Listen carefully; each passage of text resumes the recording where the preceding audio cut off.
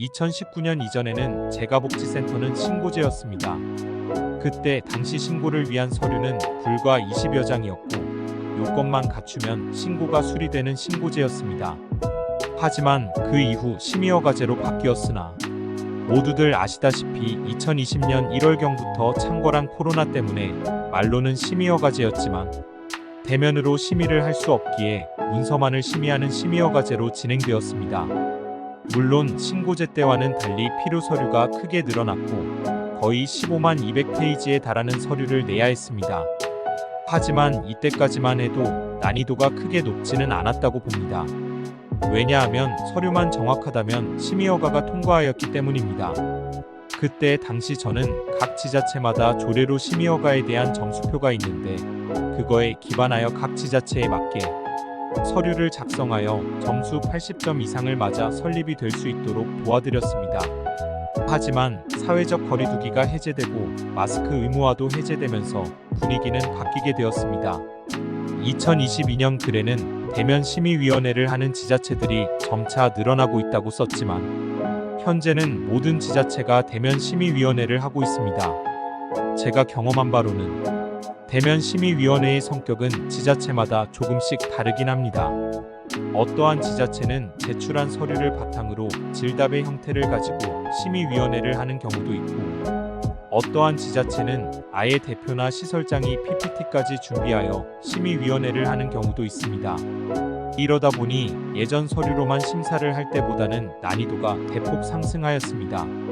왜냐하면 경력이 없어 관련 내용을 잘 모르는 경우가 많고 경력이 있더라도 세세한 것을 따지고 들어가면 모르시는 부분이 있는 경우가 많기 때문입니다.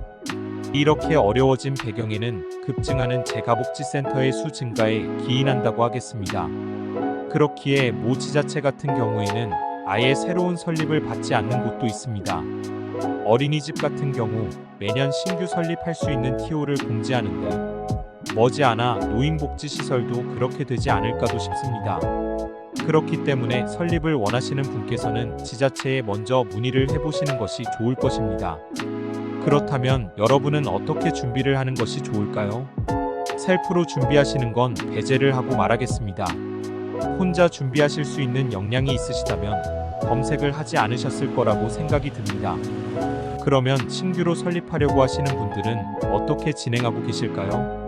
실제로 노인복지시설을 이전에 설립하신 분들은 본인의 경험을 가지고 컨설팅을 한다고 합니다. 또는 회사를 설립하여 노인복지 전문이라고 내세우며 컨설팅을 한다는 업체도 많습니다. 이러한 곳들은 서류를 대행하는 것이 불법이며 공무원과의 통화를 할 수도 없습니다. 인허가에 대한 대행이나 대리 권한이 없기 때문이죠. 그래서 이러한 곳들은 해준다고 하면서 관련 서류에 대한 샘플 정도를 제공하고 작성은 모두 의뢰인에게 하도록 합니다. 만약 직접 서류를 작성해 준다고 한다면 이는 불법입니다. 행정사법에 규정되어 있습니다. 하지만 행정사 같은 경우에는 행정사법에 인허가의 대리권이 규정되어 있어 의뢰인을 대신하여 공무원과 소통도 가능하고 서류를 대신 작성을 해줄 수 있을 뿐만 아니라 지자체에 직접 제출도 할 수 있습니다. 행정사에게 맡기면 가장 어려움을 많이 겪는 사업계획서, 운영규정, 세입세출 예산서 등에 대한 것도 상황에 맞게 잘 작성해드리고 있습니다. 그러면 행정사에게 맡기면 어떻게 도와주나요? 1. 먼저 설립이 가능한지 요건에 대해 검토를 먼저 해드립니다. 기본적인 사무실부터 인력 요건, 점수가 80점을 넘을 수 있는 조건이 되시는지, 그게 안 된다면 차선책은 무엇인지 진단해드립니다. 2. 필요한 서류에 관련된 것을 안내해드립니다. 서류의 종류만 해도 어마무시하게 많습니다.